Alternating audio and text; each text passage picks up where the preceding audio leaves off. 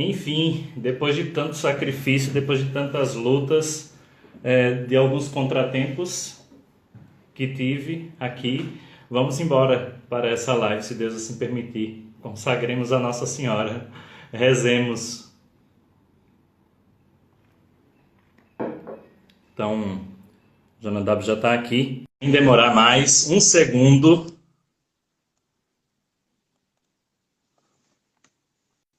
Então, pessoal, peço desculpas aí, mas Opa, contratempo acontece, hein?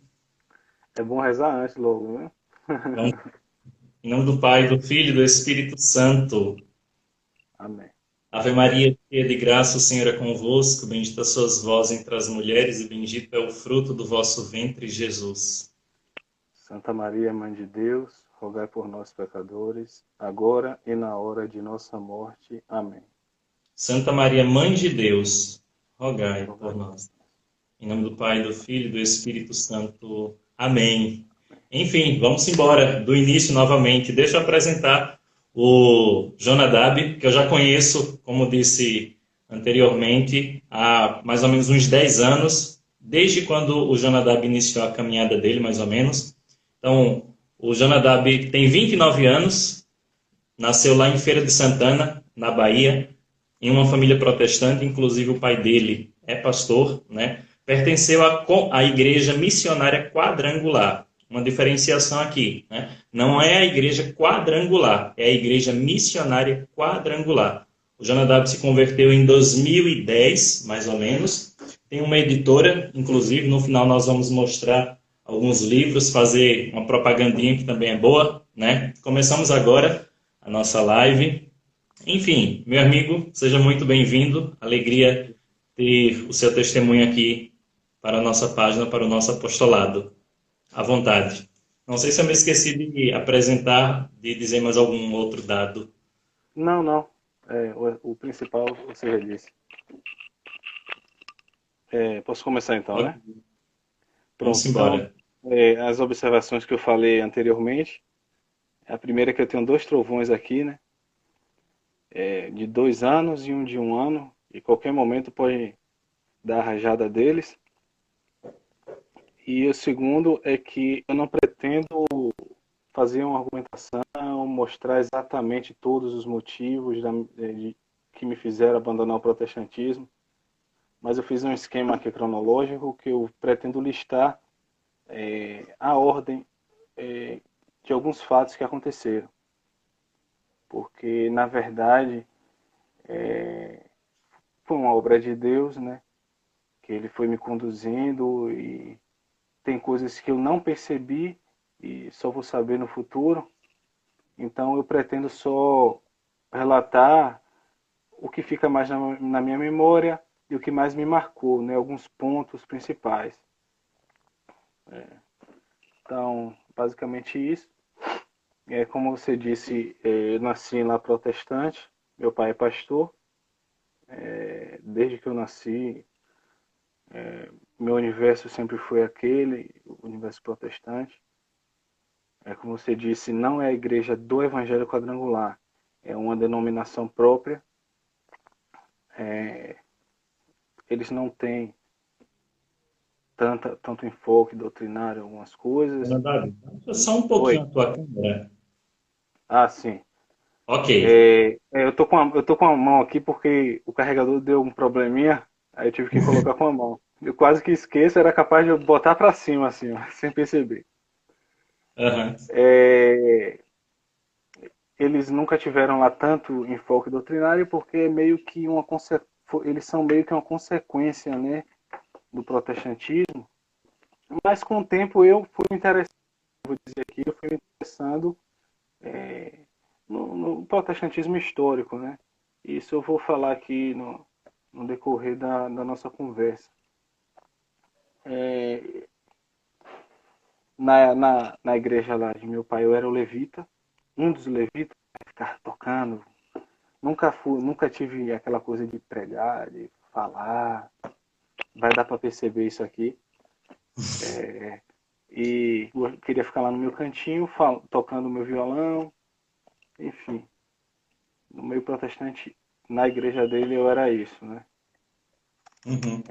Embora em uma época eu tivesse vontade de fazer seminário, mas a providência me levou para outros caminhos, né? Então, o primeiro contato que eu tive fora daquele universo que eu fiz parte foi na época do Orkut, um grupo chamado Não Aguento Mais Mantra Gospel. Aí tinha um pessoal que fazia algumas críticas daquelas músicas que se vê hoje, né? E infelizmente o meio católico parece que quis absorver, infelizmente, algumas coisas que são aquelas músicas repetidas, que só fala de chuva, oh Deus, manda chuva, chuva, chuva, e é fogo, fogo, fogo, e repete 3, 4, 5 minutos aí até alguém cair no chão. E o grupo era isso, era discussão sobre esses assuntos, tinha um toque de humor, e eu fiz um comentário a respeito de Adão e Eva. Na época eu era bastante novo, nunca tinha estudado esses assuntos, e falei, pessoal, eu tenho uma teoria. O povo gostava de ter teoria nessa época, né? Tinha até um grupo, eu tenho uma teoria, tinha grupo para tudo no Orkut, né? Eu acho que Adão e Eva não eram brancos, coisa, né? Coisa de adolescente. Adão e Eva tinha um pouco do fenótipo, não usei essa palavra, tinha um pouco das características de branco, de negro, disso, daquilo.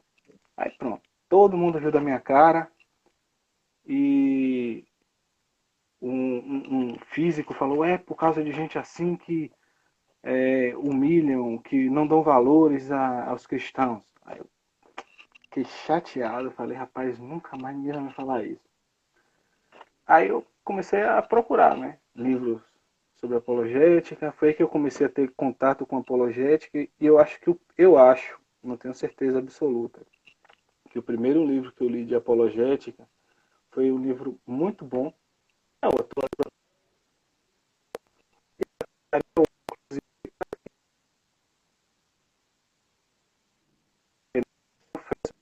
para ser ateu, do Norman Geisler.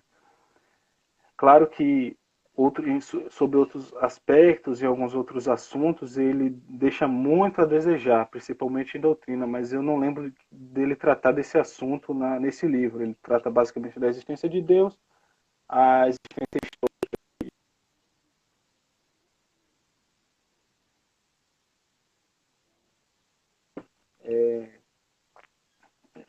é um livro muito bom. Ele aqui, então não pude conferir.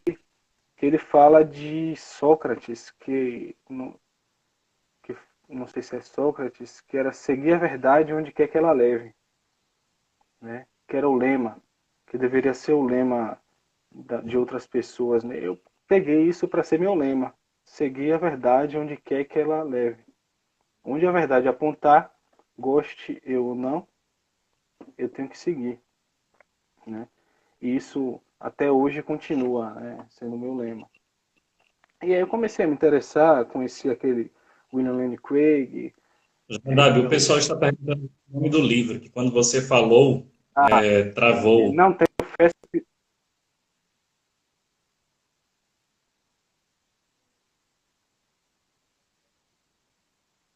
Não tenho fé suficiente para para ser ser ateu. ateu.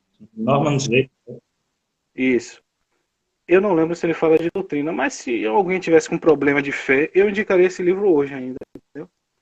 É Uhum, um livro bom, eu gosto do livro, mas assim, eu falaria para a pessoa ignorar o que ele falasse de doutrina, né? Mas eu não lembro, acho que ele não fala disso não. E uhum. é um autor que ainda eu gosto muito, eu discordo muito dele, mas eu gosto muito. Até hoje muita coisa do que eu sei, inclusive do que eu descobri a respeito da igreja foi através dele, né?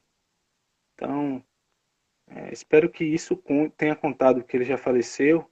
Espero que isso tenha contado na hora da morte. A gente reza por Nossa Senhora, né? Rogai por nós agora e na hora de nossa morte.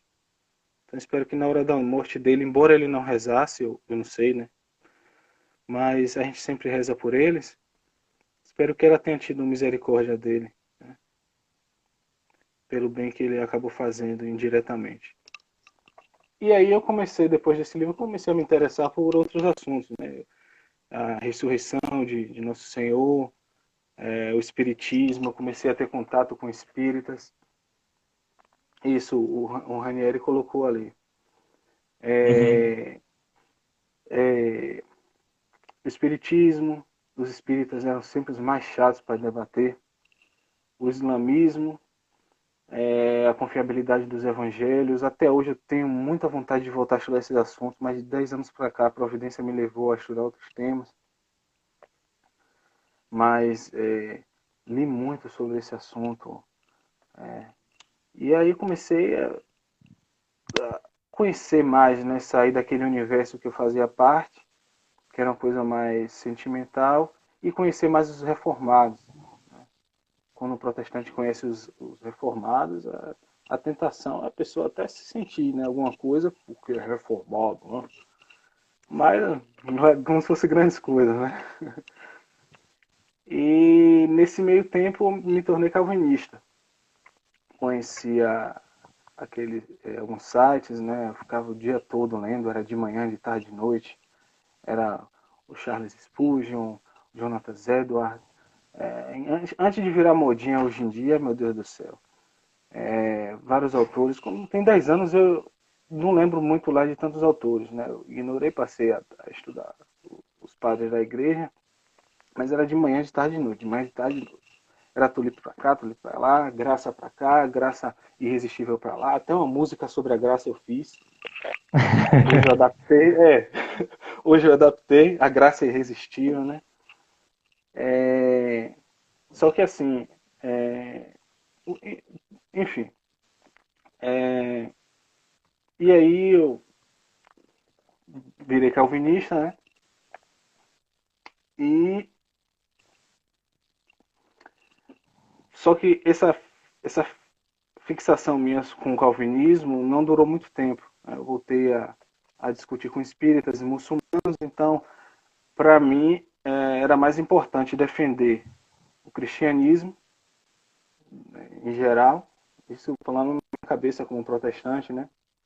Naquela época, do que ficar discutindo sobre a tulipe, não sei o quê. Parece que só fala sobre isso, né? Parece que é o único assunto que importa. E aí eu tinha um grupo chamado Eu Acredito em Deus. Comecei a participar, fui convidado a esse grupo, um grupo bastante organizado, com regras. Os debates tinham regras, não podia fazer, o povo falava trollagem, não tinha nada disso, era uma coisa bem organizada, bem respeitosa. Isso no E Orkut aí, ainda. no Orkut ainda. E aí eu comecei a notar certos católicos. Tá? Foi aí que eu comecei a considerar os católicos cristãos, olha só. Porque alguns protestantes, claro que não são todos, mas principalmente quem não é de certos ramos mais históricos, não consideram sequer os católicos como cristãos, né? Eu falei, olha, eles podem até ser cristãos. Olhei assim, olha só, né? Mas, enfim, comecei a admirar, inclusive, né? Antes Esse, disso, qual era a sua visão com relação aos católicos e com relação à Igreja Católica? olha, para mim era uma coisa mais em relação à Igreja Católica. Eu não tinha muito contato com a Igreja Católica, né? Então, nem amigos, tinha amigos de escola, mas nunca ninguém tratou desses assuntos. Só fui uma vez, eu acho que para ver uma coisa com muita relutância que meu pai deixou quando eu era criança, mas assim, ó, falava em igreja católica, vi uma imagem na minha mente de cruzes, velas e uma mitra. Era só isso. Eu não sabia nada da igreja católica, era só aquela impressão Uhum. ruim. Uma mitra, velas e coisas e uma música de fundo tenebrosa. Basicamente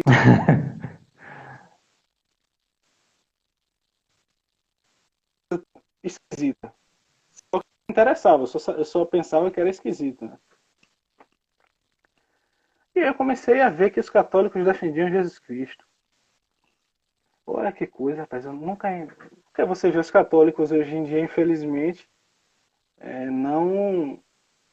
não sequer conhecem a fé, né? Infelizmente, que antigamente era o contrário.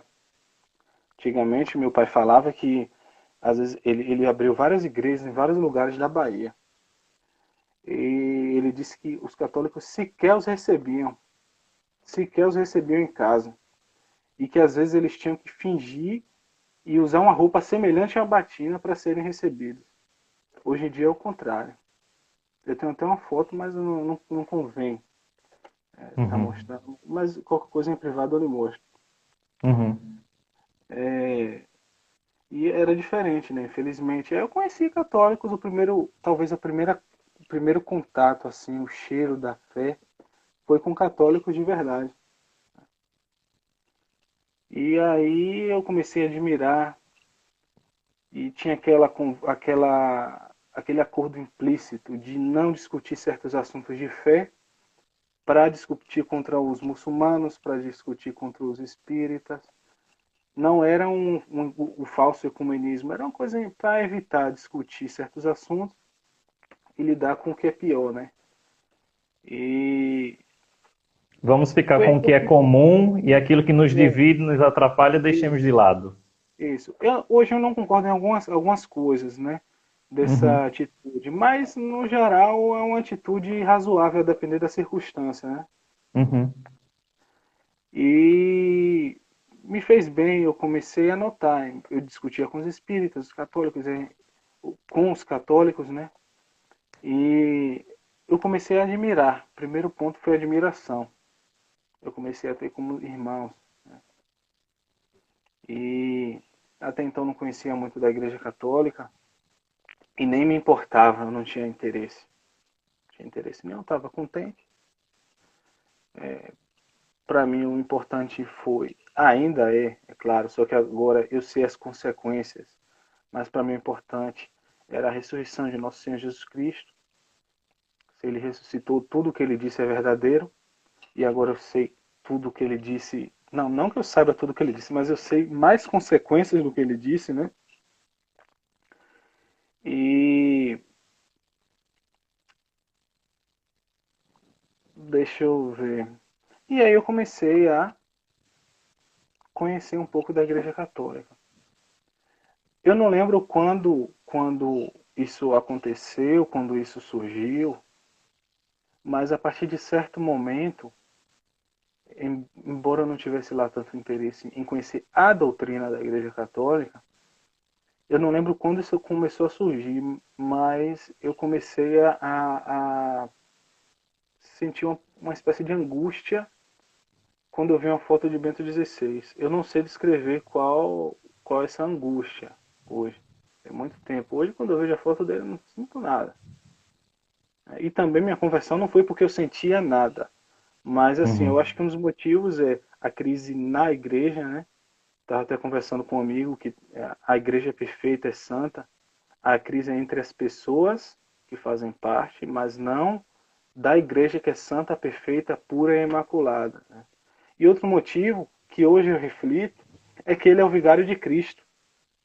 Se ele é o vigário de Cristo e se a ovelha reconhece a voz do pastor, era natural que eu tivesse alguma atração, né? Era natural que a ovelha, mesmo sem saber, tivesse alguma atração pelo vigário de Cristo na terra. Na época eu não sabia disso, né? Nem imaginava. E como ele era o vigário de Cristo, eu sentia isso. Eu não sei escrever, quase para chorar. Era só ver uma foto dele, era quase para chorar. Não cheguei a chorar, mas era quase isso. E era angustiante. E isso foi, talvez fosse Deus me chamando, né? A voz do pastor, o pastor eterno, né? A voz do pastor me chamando. E aí eu comecei a querer conhecer um pouco mais da igreja, né? Mas não aquela vontade ainda. E aí, esporadicamente e amigavelmente, eu comecei a debater com alguns católicos, né? E com não católicos também. Um caso, por exemplo, é com a agnóstica. Não é gnóstica, é uma agnóstica, que ela não sabia mais se Deus existia ou não, mas ela já foi católica. E eu comecei a conversar com ela sobre a intercessão dos santos. Na época eu não admiti, porque eu não via na época, hoje eu vejo que tem provas mesmo, não é só na tradição, mas na Bíblia, da intercessão dos santos. E na época ela não tinha mostrado, mas eu queria seguir a verdade até onde ela levasse. Eu decidi, eu admiti a possibilidade da intercessão dos santos. A possibilidade. O status da questão naquela época, na discussão com ela, foi a possibilidade. Esse é um ponto que eu lembro. E outro ponto marcante nessas discussões, foi quando um católico, até no testemunho que eu fiz com o pessoal do Veritatis, eu dei outro nome, mas eu acho que o nome do rapaz era Fernando. Fernando. Não, nunca mais conversei com ele. Nem se eu ver uma foto, eu não sei quem é mais. Mas se ele lembrar, por acaso, ver esse testemunho, e lembrar também, quiser conversar comigo, vou agradecer, né? E ele fez uma postagem assim: São Tiago deu ele botou o nome lá de um golpe mortal de videogame, né? Kick Round, alguma coisa assim, eu não lembro não. Na sola escritura. Eu fiquei chateado, né? Pelo teor e pela forma que ele falou. E eu fiz o que muitos protestantes fazem. Alguns fazem honestamente, alguns fazem por desonestidade. Que é o quê? Como há vários conceitos para a sola escritura, o católico às vezes não sabe disso, né? Eles dão até vários nomes: sola escritura, solo escritura, nuda escritura, prima escritura, enfim. E aí a pessoa dá um conceito, às vezes o católico só sabe aquele conceito, e chega o protestante e fala: não, não é isso, o conceito da sola escritura é outro, ou seja, mostra que a pessoa não sabe, né? E sai de certo na discussão. E aí o que aconteceu foi isso. Nesse caso, o interesse não foi desonestidade, mas porque eu realmente quis mostrar, eu estava irritado, eu quis mostrar, né? E, olha, o conceito de sola escritura não é esse, o conceito é a, que a escritura é suficiente para o que é necessário para a salvação e tudo mais. E aí ele ficou sem resposta, né? Eu não lembro exatamente tudo o que eu disse. Eu tinha até anotado, mas eu perdi. E aí o que acontece? Acabei de escrever isso. Então logo eu acabei de escrever, eu acho que não sei se eu fechei, me deu um estalo. De repente, eu percebi a contradição de tudo que eu disse. De repente. E, rapaz, eu falei assim: já que é isso, então eu vou escrever. Na mesma postagem eu falei: olha, o que eu disse está errado por causa do seguinte. Eu vou tentar lembrar. Se o cânon, as escrituras, são a regra de fé e prática, a escritura é suficiente para a regra de fé e prática. Claro que há outras definições, né, que dão para a sola escritura. Mas o cânon é parte da fé, parte da regra. É importante saber o cânon, né? Só que a escritura não foi a própria escritura não é suficiente para isso. E eu listei outras coisas para as quais não lembro se eu listei outras coisas, mas muito provavelmente, né? Uma coisa ou duas talvez, que é, as escrituras não foram suficientes, coisas que eu lembrei naquele momento. Eu falei: bom, se ela não é suficiente para isso, e isso é importante para a fé e prática, então não se sustenta. É igual uma pessoa que fala assim: não há verdade. Os relativistas falam: olha, verdade absoluta. Isso que você diz é absoluto, é verdade absoluta. Há uma contradição entre o que você fala e entre a própria expressão, né? Você considera a verdade absoluta que não há verdade absoluta.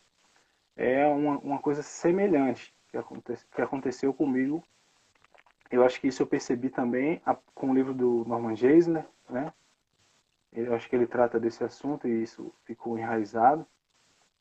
E eu tinha que ser honesto também. Se eu usava isso contra os relativistas, eu deveria usar isso também, né? Contra outras afirmações. E eu escrevi, olha, logo a escritura não é suficiente para arbitrar tudo a respeito de tudo o que é necessário para a salvação. Eu escrevi mais ou menos isso. Eu falei assim, bom, então se não é, outra coisa, eu coloquei assim, além disso, não há nenhum versículo que os protestantes colocam a respeito da suficiência da Escritura não me convenciam mais. Por exemplo,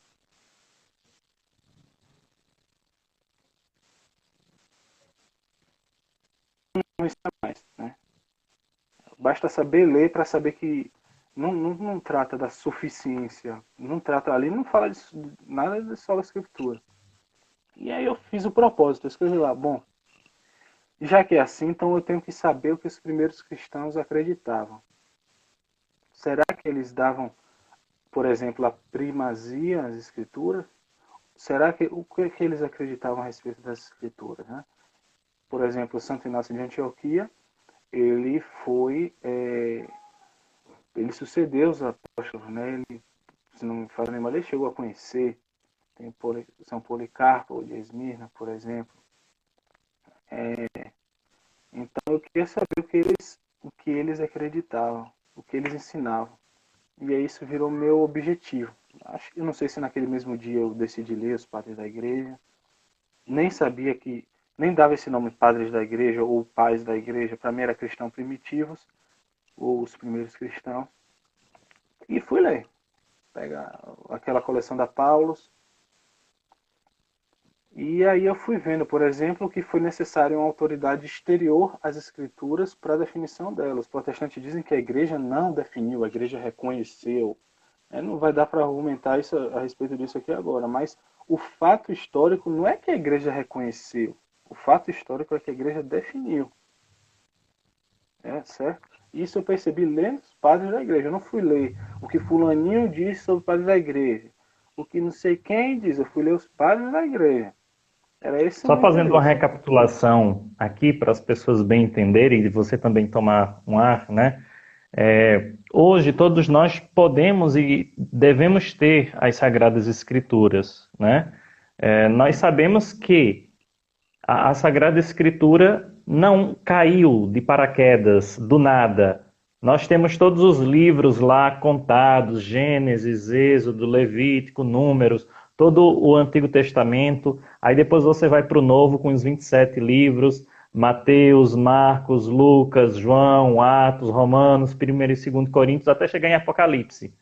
Mas calma aí, gente. É preciso nós entendermos que a Escritura passou por todo um processo, né, de brigas, de discussões. Alguns queriam tirar, outros queriam colocar mais, né? E o Jonadab está mostrando que aquele versículo de 2 Timóteo, capítulo 3, que diz assim: toda a Escritura é divinamente inspirada e proveitosa para ensinar, para redarguir, para corrigir, para instruir em justiça, não vamos dizer assim, fundamenta a sola escritura, que é um conceito que diz só basta a escritura. Mas como assim só basta a escritura? É preciso uma autoridade exterior a ela para definir no que é que nós precisamos crer. Quais são os livros inspirados, Jona? Sim. E também que não há um único conceito de sola escritura. O prima, o solo, o nu da escritura. E acaba virando slogan, né? É só um slogan, na verdade, para esse pessoal. Se a pessoa for a fundo, conheci na época, depois eu descobri que outros protestantes não acreditavam na sola escritura. Né? Isso depois, quando eu me confidenciei com um amigo, ele falou, eu também não. Eu nunca... Só que aí eu não... Ou faz tempo que eu não converso com ele, não sei o que aconteceu com ele, né? Uhum. E, bom, eu comecei a ler os padres da igreja. Foi aí que eu descobri muita coisa. Muita coisa. Inclusive, muita coisa que eu lia nos livros de história da igreja, livros de autores protestantes. não condizia com a verdade. Você já vê logo nos padres da igreja o bispo, você já vê a hierarquia, você já vê a Eucaristia, você já vê a intercessão dos santos, você já vê um modo de pensar próprio, um modo de raciocinar, que se os protestantes hoje tivessem esse modo de raciocinar, que foi ensinado pelo próprio Cristo, eles não chegariam a certas conclusões. Há um modo de raciocinar que Jesus Cristo ensinou, a mente de Cristo.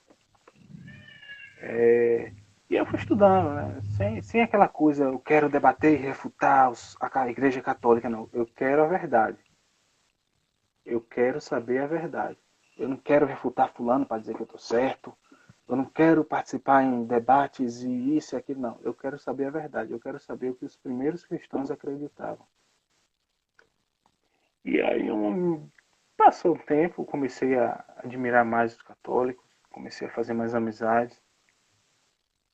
E um amigo já falou assim, rapaz, você é mais católico que protestante. E aí é mesmo, é mesmo, eu não lembro se ele falou assim, o que é que falta.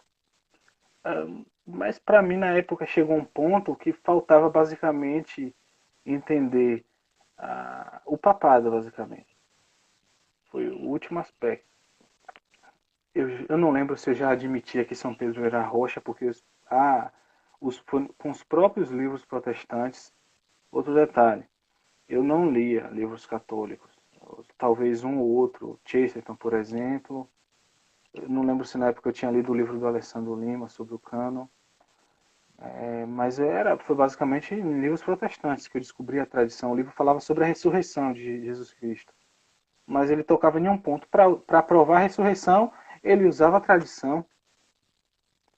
E aí eu tinha que ser coerente com o que eu acreditava, né? Então, até hoje eu acho que eu tenho mais livros protestantes do que católicos, eu acho. E foi basicamente com livros protestantes e depois com os padres da igreja, né? Eu acho, tem até um comentário bíblico, Nova Versão Internacional, organizado por F.F. Bruce. E ele fala, por exemplo, que São Pedro de fato era a rocha que fala em Mateus, né, em São Mateus. Só que ele fala as consequências. Isso não significa necessariamente que ele passaria essa primazia aos seus sucessores. Mas talvez eu já admitisse, né? Porque eu basicamente conversei, ele me explicou, me mostrou o que era o papado, me mostrou o que era a infalibilidade. Eu tinha lido os padres da igreja. Foi uma coisa bastante natural. Eu falei, rapaz, então eu sou católico. Eu acho que eu Só sou um católico. detalhe, só um detalhe importante aqui, uma nota de rodapé. O Jonadab falando um pouco de todo esse processo de descobrimento, o ponto assim fundamental foi a autoridade da igreja, o papado, e ele tem um livro sobre o papado que ele traduziu para entender o papado, não é, Jona? Sim, sim. Eu me converti com menos que tem ali. Então é um livro muito bom mesmo. E aí eu falei, então eu sou católico. Não lembro se eu falei eu sou católico ou se eu acho que eu sou católico. Aí ele falou assim, então vamos fazer uma abjuração. A gente fez uma abjuração no Messenger, né, que eu tinha que fazer uma abjuração. Eu não sabia que tinha que fazer na igreja, né? Aí eu fiz uma abjuração lá. Aí, pronto, bem-vindo, irmão. Aí, no mesmo dia, eu acho que eu fui lá e falei com meus pais. Olha, pai, mãe, preciso conversar com o senhor e a senhora. E eles não entenderam direito. Eu falei assim, olha, eu estudei... Tinha que ser logo direto no ponto, né? Eu estudei a história da igreja, a Bíblia, e eu cheguei à conclusão de que... eu não lembro se eu falei que a igreja era mais... A igreja católica está mais correta que a protestante. Eu não lembro exatamente o que eu falei, né? Ou se eu falei que eu cheguei à conclusão que a igreja católica estava correta. Ou seja, eu não lembro se eu falei que era mais correta ou se era correta. Né? Falando a respeito das palavras que eu falei na conversa. E aí, o pai levantou a cabeça assim, não Lembrando que o acreditou, pai do Jonadab é pastor, gente. não acreditou. Minha mãe também não acreditou. E assim, para mim na conversa não foi uma coisa natural para mim, né? Eu falei, olha, eu estou convencido que a Igreja Católica está correta, é verdadeira. É natural, vou falar, não foi nem embate nem nada, eu só vou comunicar. E, e aí ficaram sem entender, pensaram que ele até falou, eu vou considerar que você está brincando. E aí, e aí depois ele se tocou, e aí que foi um problema, né? Mas agora as coisas estão bem melhores, ele hoje respeita muito mais a Igreja Católica, respeita muito mais, admira inclusive, quem sabe ele se converta, acho que rezem por eles, né? E aí eu comecei minha caminhada, né? Comecei a estudar mais, tanto que faz muito tempo que eu leio autores protestantes. Depois que você conhece os doutores da igreja, os padres, você não quer saber mais, né? Você conhece um alimento sólido, né? Você não quer saber mais de outra coisa. E aí eu fiz a primeira comunhão, 3 anos depois, eu acho, 3 ou 4 anos depois, o padre me botou para aprender primeiro sobre a fé. Me botou para ler o catecismo, eu li o catecismo, padre, já li. Aí ele lê de novo. Eu li de novo.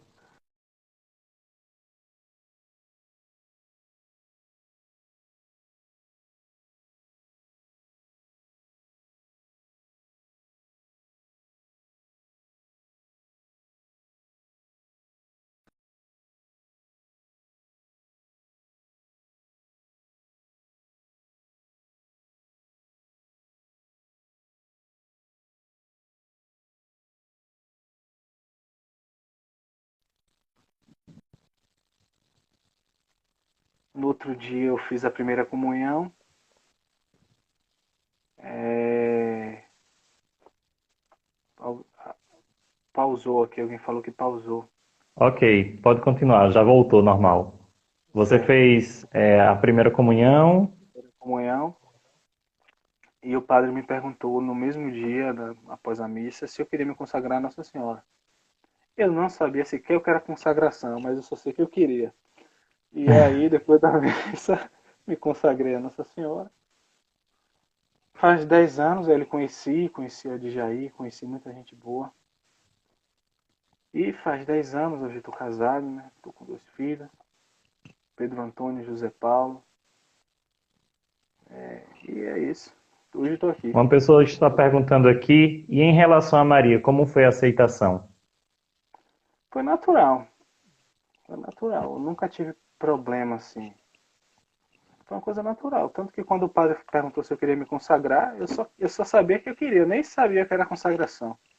Eu só era, de Nossa Senhora eu quero, da Igreja Católica eu quero. Tudo que é da Igreja Católica eu quero.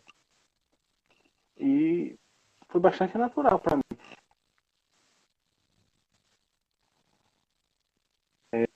Dificuldade de aceitar o texto. Eu tinha preguiça, mas eu não tinha dificuldade. As outras orações.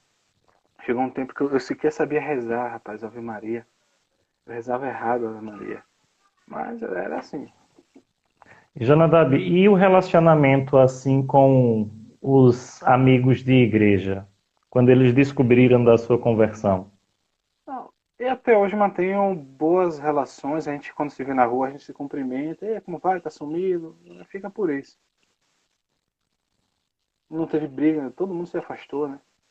Porque também a igreja era longe, mas não se afastaram por picuinha ou qualquer coisa. Eles se afastaram porque eu acabei não indo mais para lá. Mas foi uma coisa natural, sem briga, sem ressentimento e nada. Quando eu vejo, eu converso, dou risada, abraço. Não tem... Quanto a isso, eu não tenho o que reclamar, não.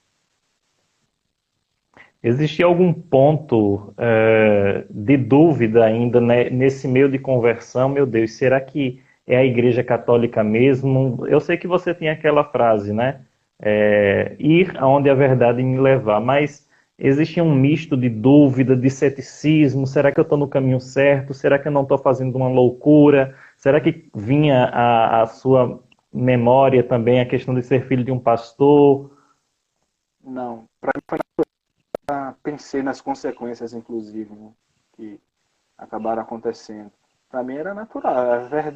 A verdade é o que importa.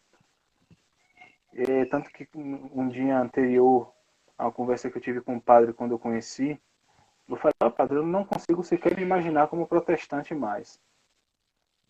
Eu não consigo mais. E as razões para a veracidade, a, é, para as razões que provam que a Igreja Católica foi fundada por Nosso Senhor, hoje são bem mais ricas, né?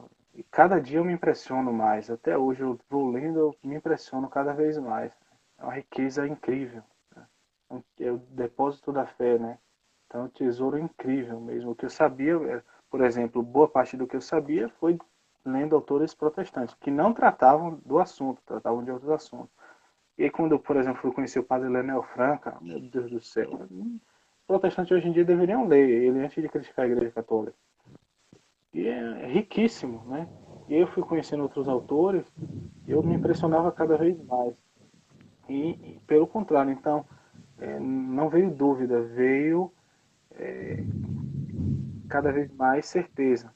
Agora sim, como eu tinha que seguir a verdade onde ela levasse, quando eu conheci a Igreja Católica, eu descobri outro aspecto da verdade, que é a verdade sobre si mesmo. Porque no meio protestante, no geral, não tem confissão. Não conheço nenhuma seita que tenha confissão. Já na Igreja Católica, sim. E aí você tem que fazer o exame de consciência, encarar quem você é e falar quem você é, sem esconder. E a confissão é aquele tribunal onde você se acusa de tudo, mas sempre ser absolvido. Desde que se acusa de tudo, né? Hoje a dificuldade é essa. Tanto que eu tinha dificuldade, outra dificuldade era discernir o que era venial e o que era mortal. Não que eu não acreditasse, eu acreditava, eu só não sabia discernir. E algumas coisas eu também não sabia discernir se eram consentidas, plenamente, pelo menos. Tive muita dificuldade. Agora, com o tempo, né, com a caminhada, eu fui aprendendo. O padre foi me explicando como refletir, né? Basicamente isso. No seu testemunho, você fala um pouco da Babel teológica que é o protestantismo. Daria para fazer uma pequena explicação do que é essa Babel teológica e como você compreende o protestantismo depois de 10 anos como católico? Ó, as Sagradas Escrituras falam que há uma só fé, um só Senhor e um só batismo. Além disso, Nosso Senhor falou, antes do, do momento crucial que é a crucificação, um momento crucial na história da salvação não é a ressurreição é importante, mas o momento crucial que Nosso Senhor fala, eu vim para isso, é a morte dele. Eu vim para isso. E ele fala que deveríamos ser um, assim como ele é um com o Pai. E só que no geral falam, no geral, claro que como o protestantismo é dividido, você não pode falar que você não pode colocar todo mundo no mesmo saco, né? Então, falando aqui, mas é no geral e não pretendo aplicar a todos, mas colocam a unidade como a unidade de amor. Não, temos que ser unidos no amor, na fé em Jesus Cristo. Só que Jesus não é um com o Pai no amor apenas. Jesus é o Verbo. Ele é um com o Pai em doutrina, na verdade. Jesus fala, Pai, foi nesse momento, santifica-os na verdade. Que sejam um como nós somos um. E Cristo é o Verbo do Pai, é o Logos do Pai. Então ele é um também em doutrina, ele é um na razão. Então a unidade que Jesus quer não é uma unidade em amor apenas. E até porque o amor sem verdade não é verdadeiro amor. Né? Alguns protestantes falam que é melhor ser desunido na verdade do que unido no erro. Não tem união no erro. Não existe. E não existe desunião na verdade. Verdadeira desunião. Pode ter um ponto ou outro que ainda não foi definido, mas a gente tem a autoridade final da igreja, né? Por exemplo, no Atos dos Apóstolos, surgiu uma discussão, então era natural. A igreja hoje tem que ser como era no início, né? Surgiu uma discussão, os apóstolos se reuniram, São Pedro deu a solução. Tão logo ele deu a solução, assunto encerrado, ninguém mais discutiu, né? Então a união tem que ser assim. E o modelo tem que ser esse. Então, o protestantismo não tem essa união. É uma Babel, de fato.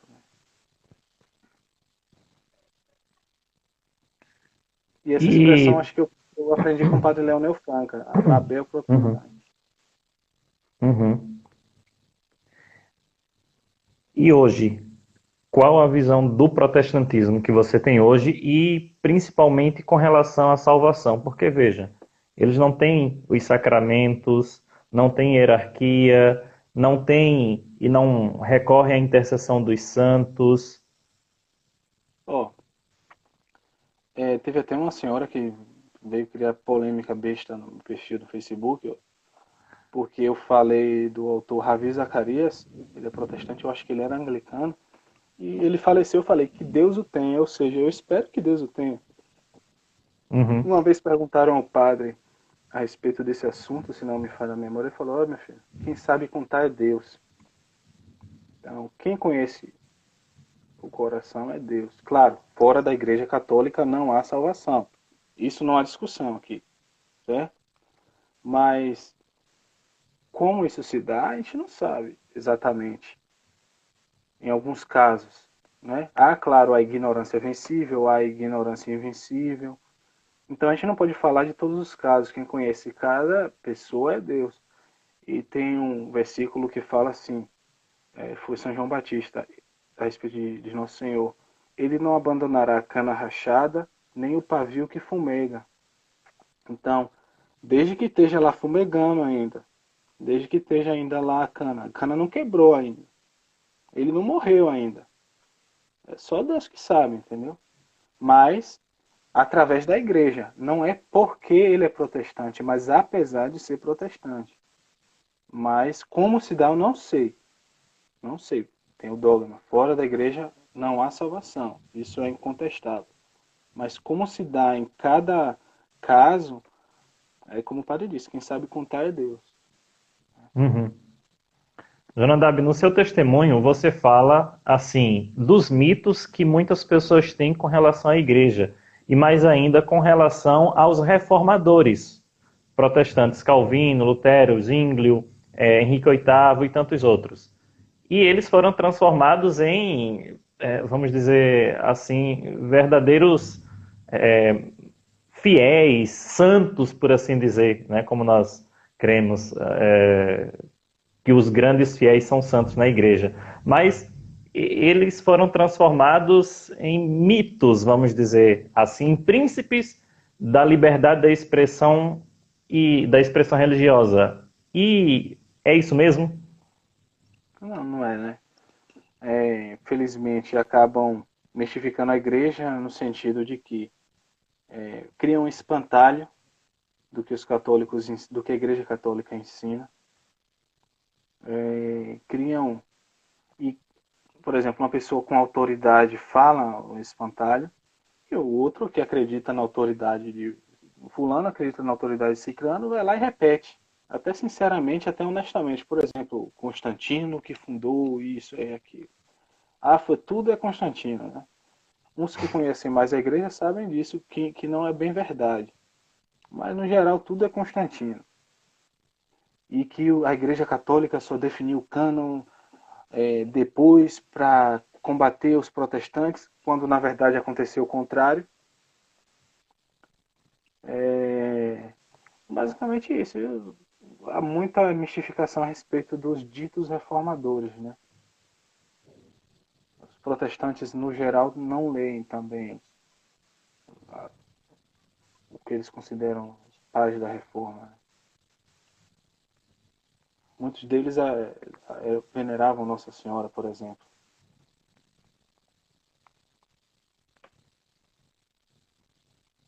Um pouco mais adiante, você fala de um pouco da metáfora do castelo, né? Poderia falar um pouco, não sei se lembra, né, da história da metáfora do castelo, que é muito bonita. Não sei se Eu tem lembro, uma... e eu, lem- Ah, eu lembro como surgiu. conte-nos. Era a época da eleição. Só um E eu detalhezinho, estava deixa eu te viajando. cortar. Ah, o Pode falar. testemunho do Jonadab está no site, né? Depois você pode pesquisar lá, filho de pastor a filho de Maria, Jonadab Rios. Aí ele conta toda a metáfora do castelo, que assim, é belíssima toda a construção, muito poética, muito verdadeira, muito embasada em fatos concretos, só que tecidos de uma maneira muito humorística, também literária. É, foi assim, eu estava viajando, né, com meu pai e um amigo. E a gente não tocava muito nesse assunto, mas é, e aí na volta ele botou uma música de um cantor, rapaz. O cantor nem era nem católico, Edson Gomes, um cantor de reggae. E falava da Babilônia. Saia da Babilônia. Rapaz, ele ficou ouvindo essa música. Eu me comendo de raiva, não podia falar nada. Pensando assim na frente do carro e eu lá atrás do carro. Meu Deus. E aí me veio uma imagem de uma propaganda que eu vi do efeito do crack. A, a moça fazia, oh, isso é o crack, era uma panela, né? E isso é o que o crack faz com sua família. Aí o crack, ela quebrava uma coisa na cozinha. É isso que faz com sua mãe. Aí quebrava outra coisa. Aí eu falei, rapaz, os protestantes fizeram a mesma coisa que o crack. E aí me veio toda essa história. Ficou, enquanto estavam lá cantando a música lá, eu veio essa história toda. De repente, meu Deus do céu, quando chegar em casa eu vou ter que escrever, eu vou ter que escrever. E fiquei guardando agoniado para escrever essa história.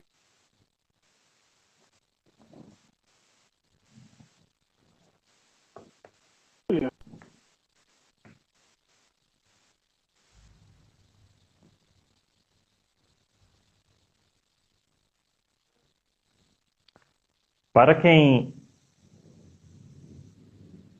Jona, tá me escutando? Tô ouvindo, tô ouvindo. Bom, eu não sei se...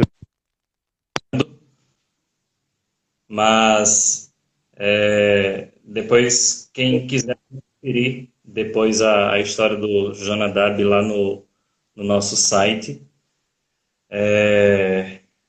Tá me escutando, Jonadab? Tô sim, tô Ah, escutando. então, não sei se o finalzinho eu não entendi se você escutou, ou melhor, se você terminou ou não a história. Você voltou para casa e escreveu a história. Sim, escrevi. E escrevi, veio de repente essa metáfora, não foi uma coisa mais uma reação, né, de irritação. E, mas não sei se foi provocação de propósito, mas veio isso. E a verdade é que a igreja é um castelo, né? Uhum. Tanto que os santos falam das moradas e tudo mais. E graças a Deus eu tive essa graça de conhecer a igreja católica, né? Hoje, infelizmente, é muito difícil. Um amigo me diz hoje que a igreja católica é a religião mais desconhecida do Brasil. E talvez seja sobre alguns aspectos. E aí o trabalho dos católicos hoje em dia é esse, é divulgar a doutrina da igreja, né? Fazer conhecimento. Jonadab, pode continuar. Aham. Nós vamos fazer a nossa pausa agora para o pessoal enviar as perguntas e daqui a 10 minutinhos nós voltamos, tá bom? Certo. Tudo bem. Então, até logo mais, pessoal. Envie as suas perguntas aí e nós, daqui a 10 minutos, voltamos para o Jonadab responder as perguntas de vocês. Até mais.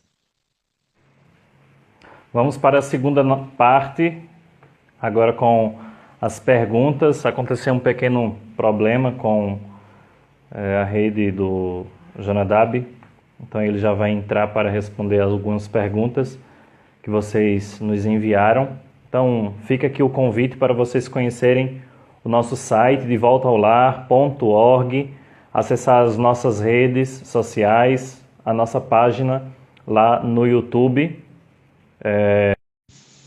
Você pode ver que temos alguns outros testemunhos lá de outras lives que fizemos. Ajude-nos a divulgar o apostolado, a fazer com que outras pessoas tenham acesso ao nosso conteúdo, conheçam as histórias de conversão, que vocês possam realmente nos ajudar, né? Jonadab? Agora ficou a tela ao contrário aqui, rapaz. Olha as fraldas. Como é que vira aqui que eu não sei, viu? Aí. Agora sim, foi. Pronto. Vamos lá, para as perguntas. Primeira pergunta. Você teve dificuldades com as práticas da confissão ou da missa? Com a missa não, né? Mas com a confissão eu tenho até hoje um grau menor. No início eu tive muita dificuldade em discernir, como eu falei, o que era venial, mortal, o que era consentido plenamente, o que não era. Mas com o tempo, com os conselhos do padre, conhecendo a si mesmo, eu venho melhorando. Basicamente isso. Ok. A segunda pergunta. Qual a maior dificuldade para se tornar católico? Para mim, a minha pessoa, eu não tive tanto problema assim. A verdade se apresentava, era isso que importava. Eu não ficava com crise ou com receio. Era a verdade que sempre importou, entendeu? Não tive dificuldade, foi uma coisa natural. A verdade se mostrava, era isso mesmo. Tem até uma analogia que o padre gosta de fazer, que o demônio, a mentira, ele entra assim, de fininho, né? Oi, gente, olha eu aqui.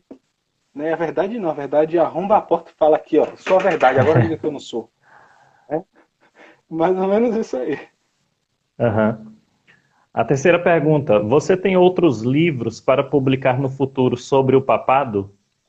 Nós falamos na parte primeira que o Jonadab tem um livro que ele traduziu que se chama Para Entender o Papado. Inclusive vende pela editora Eclésia, o padre Leonardo também, a própria Loreto. Eu tenho um livro escrito por um ex-anglicano. Eu não sei se ele era filho de ministro anglicano ou se ele era ministro anglicano. Não lembro aqui agora. Chama-se São Pedro, Seu Nome e Seu Ofício. É indicado, inclusive, pelo cardeal Rafael Merrideval. Ele já está traduzido, falta revisar, está sendo uma revisão bastante difícil. E esse de mim tinha sido publicado, né? Mas aí estou pedindo a Deus ajuda para conseguir terminar a revisão. Ok. Tem esse. Sobre o papado. Uhum. Você tem alguma opinião a respeito da importância da biografia dos reformadores na investigação sobre a reforma no processo de conversão?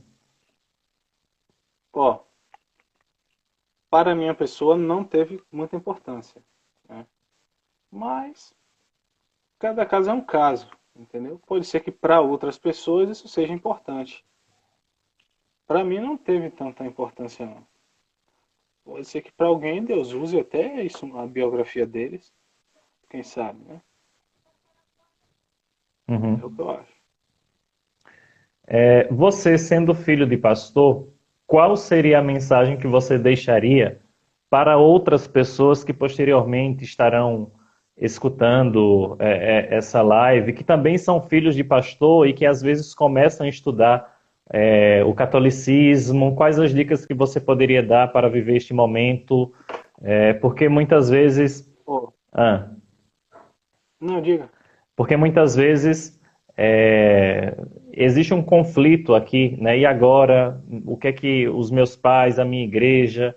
eu sou filho de pastor, porque nós temos conhecimento de outros filhos de pastores, né, que se tornaram católicos, mas a sua própria experiência, o que é que você diria para um filho de pastor ou alguém que está envolvido à frente da sua denominação com algum escola dominical, por exemplo, toca em algum ministério?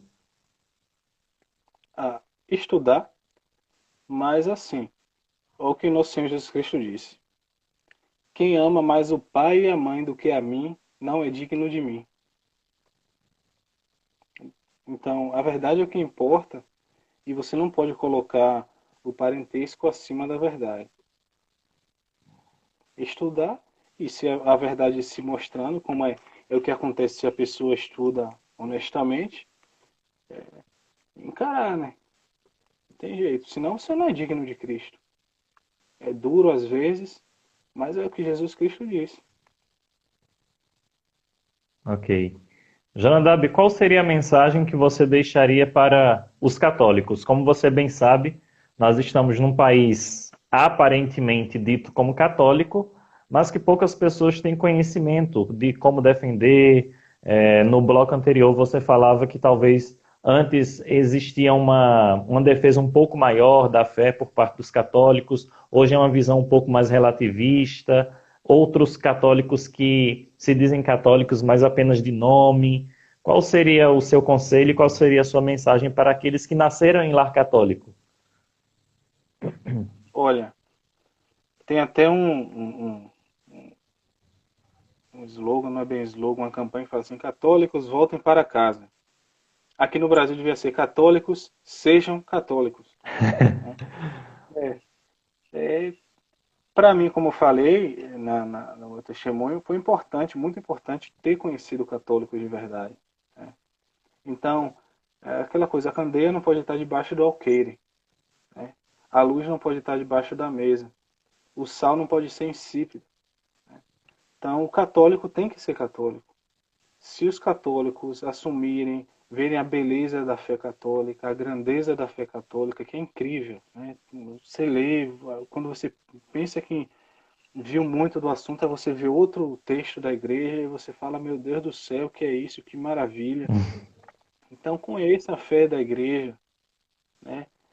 Procurem ter virtude, porque, claro que o protestante não pode falar nada a respeito disso, no sentido de que os católicos agem como mundano, porque hoje os protestantes também estão assim, né? Mas antes de eu conhecer bons católicos, na minha cabeça católico era mundano mesmo. Não quer saber de nada, quer viver de qualquer jeito. Então, católico, a verdade é essa: tem que se tornar católico, mostrar, conhecer a fé. Muitos não agem como católicos porque não conhecem a fé. E aí, para isso servem esses trabalhos que agora estão surgindo, né? Claro que a mudança de vida nem sempre vem repentinamente. Tem gente que tem uma mudança repentina, né? Que Deus faz isso. E aí a gente tem que ter paciência com nós mesmos, né? Mas buscar a fé, ler o catecismo, ler a doutrina. Não tem nada que os protestantes tenham dito que não foi respondido pela igreja, antecipadamente, inclusive. Não tem nenhuma novidade. Muitos católicos, às vezes, abandonam a igreja porque conhecem um, conhecem outro, antes de ter dado a chance para a igreja. E isso é culpável, né? Então é isso, conhecer a fé. Não tem nada, a igreja católica não tem nada não tem nada a perder. Já respondeu tudo. Jesus Cristo fez uma coisa perfeita. Ok. Qual seria a sua mensagem, então, para os nossos irmãos que nasceram em denominações protestantes, assim como você, ou que talvez estão estudando o catolicismo? Olha,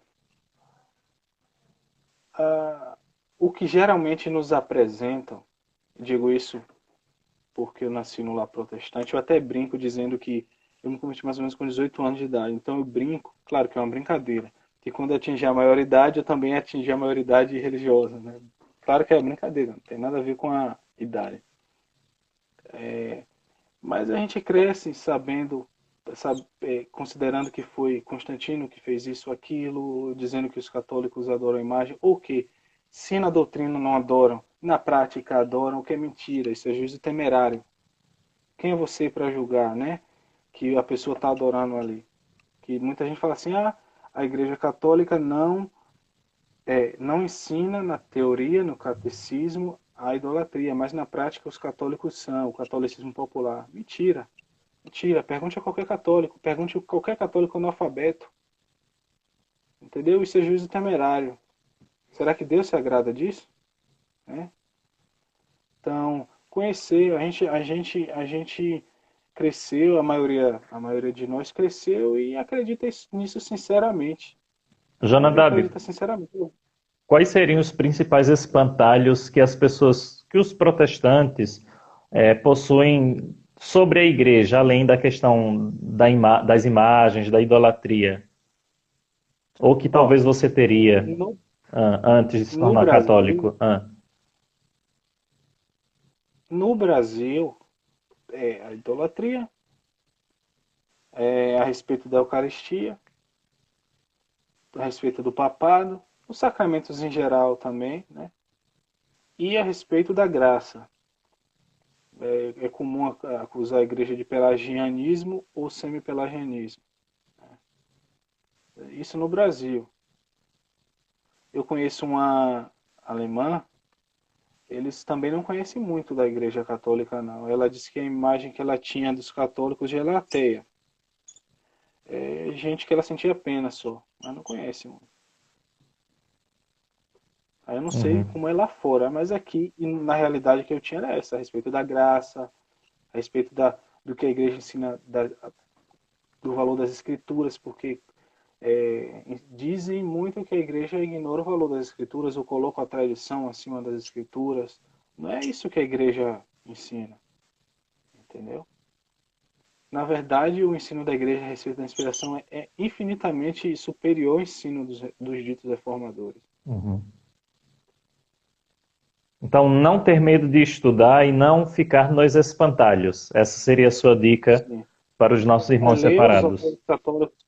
Por exemplo, se eu tivesse para indicar um livro, agora eu indicaria o Padre Leonel Franca, Uhum. entendeu? Que inclusive influenciou na conversão de um pastor presbiteriano na época dele. E entre os protestantes, os próprios protestantes na época diziam que não tinha como refutar aquilo. Uhum. Agora vamos falar um pouco da sua editora, editora Loreto. Para aqueles que não conhecem, faço a divulgação aqui de alguns livros que nós vamos falar. Já foram publicados até agora quantos livros, Jonadab? Você tem uma ideia? Eu vou semana que vem enviar o 10º, Ok. que é um sobre o casamento antes que te cases, que é voltado a homens. A mulher pode ler, mas é mais voltado a homens, né? Aham. O nome é bem sugestivo, né? E depois eu deveria colocar assim, antes que te cases, e no subtítulo, depois não diga que eu não avisei.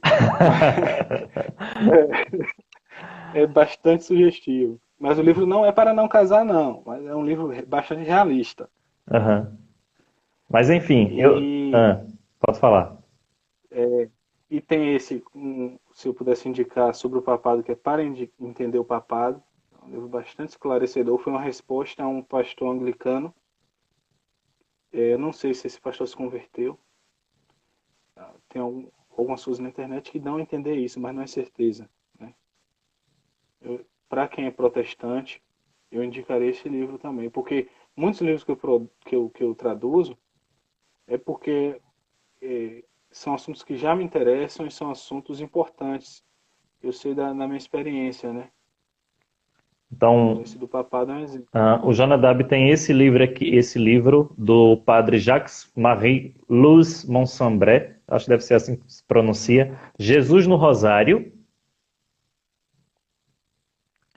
Tem um outro livro muito bom, uma biografia que eu recomendo. Eu chorei ao lê-la, ele bem sabe. O Papa Sarto, o Papa Santo, a vida de São Pio X, aqui. Inclusive, o Jonadab publicou um outro livro da mesma autora, né? Sobre Santo Atanásio. Sim, sobre Santo Atanásio. Santo Atanásio contra o mundo.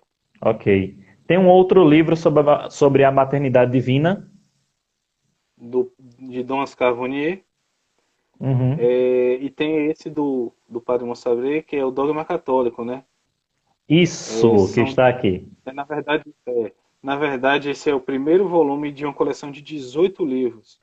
É todo o essencial do credo, ele explica, e ele veio após a Revolução Francesa. Então, ele escreveu ele fez essas conferências para responder aos ataques contra a fé. E é teologia de altíssimo nível, né? O padre Leonel Franca fez uso, Garrigou Lagrange também.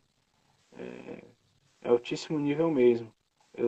Os próximos meses eu só vou me dedicar praticamente a essa coleção e alguns outros livros com menor dedicação. Né? Tem um outro livro que se chama Morte e Julgamento. De Dom Savonier. Uhum. O que é que Também, tem de... que é o mesmo autor do O que é que tem de tão especial Espera lá. Isso, para algumas pessoas que estão perguntando ou que não conhecem o autor. O livro Maternidade Divina é excelente, né? Não foi escrito com objetivo apologético, mas responde praticamente tudo que os protestantes dizem.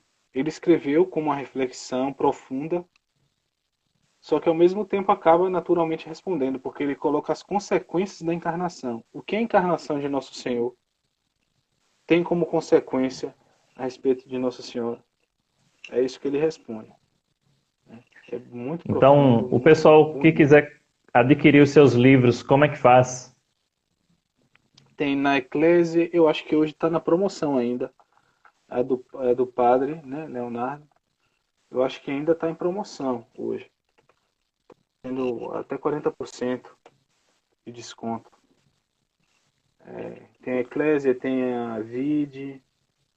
Tá nessas lojas. Então, qualquer coisa você digita aí, Editora Loreto. Vai aparecer alguns livros. Afinal de contas, como surgiu a Loreto? Para a última pergunta, prometo. Última pergunta. Foi quando eu estava começando a namorar com minha esposa, né? E eu perguntei para ela, e aí, Elisa, o que você acha da gente traduzir um livro? Aí ela quis, né? Quis uma coisa para ficar junto, para ficar perto. E a gente não sabia nem como traduzir direito, a gente não sabia como fazer nada direito, de edição, nada. A primeira tentativa não deu certo, a segunda não deu certo. Aí a terceira foi essa de São Fidécio. Não deu certo, tá aí até hoje. Aí aqui em casa é assim, é um trabalho em conjunto, né? A gente tem tempo, os livros são feitos assim. Às vezes eu traduzo, ela revisa, às vezes eu traduzo junto com ela. É uma coisa em família. Então, pessoal, estamos chegando ao final da nossa live. Deu alguns probleminhas, mas enfim, correu tudo bem. Então, quero agradecer ao meu amigo Jonadab. Já são quase, eu acho que quase 11 anos de amizade, desde a época do Orkut. Então, meu irmão, muito obrigado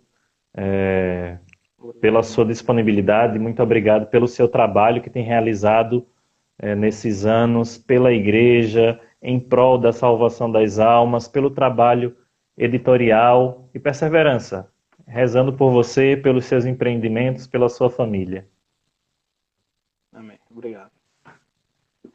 Amém. Então, pessoal, Deus abençoe vocês, Deus abençoe o Jonadab, e o testemunho do Jonadab vai ficar disponível aqui no Instagram e depois nós jogamos lá no YouTube. Então, dá uma pesquisada lá no YouTube, vai ter o testemunho do Jonadab, assim como outros. Você também pode encontrar o testemunho do Jonadab lá no nosso site, devoltaolar.org. Deus abençoe, Jonadab. Até mais, pessoal. Até mais, meu irmão. Boa noite. Boa.